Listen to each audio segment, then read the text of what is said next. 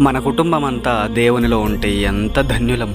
మన కుటుంబం అంతా దేవుని యొక్క అడుగుజాడల్లో నడుస్తుంటే ఎంత యోగ్యులము. ప్రార్థనలో కొనసాగుతుంటే, దేవుని వాక్యము వింటుంటే, ఇదిగో దేవుని యొక్క చిత్తానుసారంగా నడుస్తుంటే, ఆహా, అంతకంటే మన కుటుంబానికి ఏం కావాలి.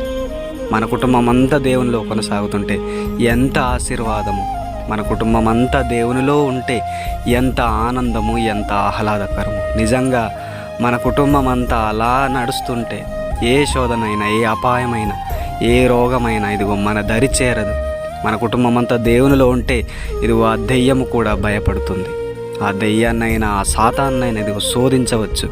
అందుకే నిజంగా ఈరోజే మన కుటుంబాలన్నీ దేవునిలో కొనసాగుతూ ఆ రక్షణను, ఆ కృపను, ఆ మేలులను, ఇదిగో ఆ ఆనందాన్ని మనస్ఫూర్తిగా పొందాలని దేవుడు సంపూర్ణముగా కోరుకుంటున్నాడు. ఆమేన్.